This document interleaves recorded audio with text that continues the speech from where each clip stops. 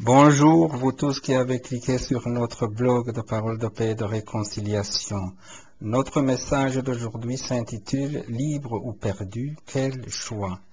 La vérité vous affranchira, elle vous rendra libre.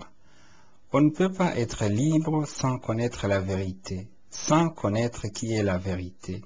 Autant dire que sans connaître la vérité, on est prisonnier, et le manque de la connaissance fait périr, d'après le prophète Osée. Mais qu'est-ce que la vérité? Qui est la vérité? Nous retrouvons dans la parole de Dieu une phrase comme « Je suis le chemin, la vérité et la vie, et nul n'arrive au Père sans passer par moi. » Avons-nous compris qu'il s'agit de Dieu, créateur de toutes choses? Vous n'êtes pas le fruit du hasard.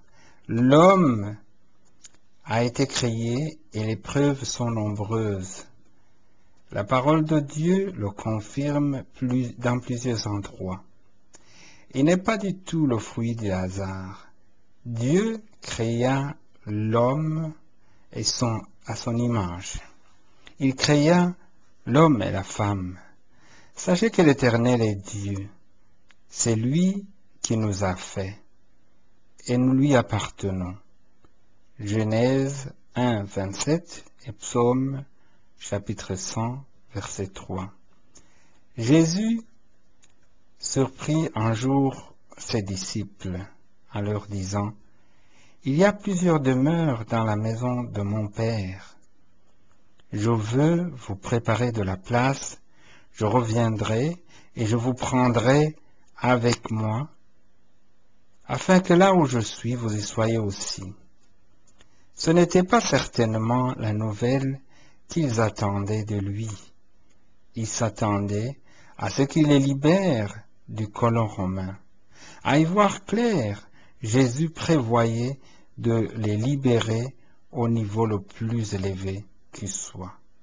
Il voulait leur offrir la liberté éternelle. L'homme a une destination. En créant l'homme, Dieu avait un projet avec lui. Cela veut dire tout simplement qu'au terme de sa course sur terre, tout homme ira quelque part. En raison de la désobéissance des premiers hommes, Adam et Ève, nous naissons avec une nature pécheresse. Le fait d'être né ne garantit plus le bonheur éternel auquel Dieu nous avait initialement destinés.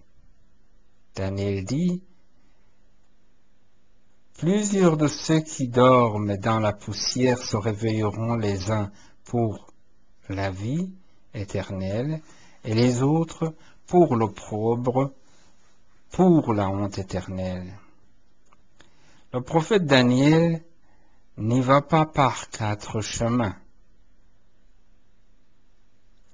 pour parler du sort qui attend tout homme, et ce selon ses mérites.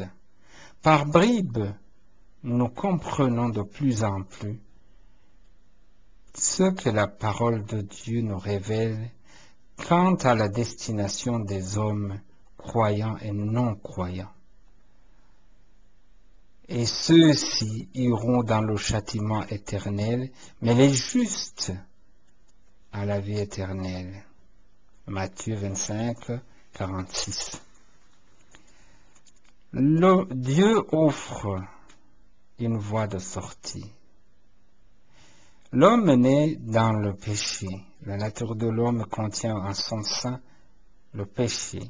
C'est pour cela que les Écritures disent « Tous sont égarés, tous sont pervertis, il n'en est aucun qui fasse le bien, pas même un seul. » Psaume 14, verset 3. Alors que nous étions tous perdus à cause de notre perversion, Dieu a imaginé une voie par laquelle il pouvait nous racheter. Ça y est, il nous a envoyé Jésus-Christ, son Fils, pour nous sauver. Car Dieu a tant aimé le monde qu'il a donné son Fils unique, afin que quiconque croit en lui ne périsse point, mais qu'il ait la vie éternelle. En Jésus-Christ, nous sommes libres. Ceci veut dire aussi qu'en dehors de Jésus-Christ, nous sommes perdus. Quelqu'un me disait qu'il trouvait absolument simpliste, voire même naïf, le fait de dire que croire en Jésus soit la seule condition pour être sauvé. C'est vrai, il n'y a de salut en aucun autre, car il n'y a sous le ciel aucun autre nom qui ait été donné parmi les hommes par lesquels nous devions être sauvés. Le constat de mon interlocuteur faisait allusion à une foi verbale, comme on la remarque de plus en plus. Ici, croire signifie également obéir au commandement de Dieu. Bien entendu, le salut ne vient pas de la façon dont on obéit les commandements, mais de Jésus-Christ seul. Vos péchés sont déjà pardonnés. Quoique cela semble inimaginable, ceci illustre bien l'amour de Dieu. En Jésus, il nous a accordé le salut.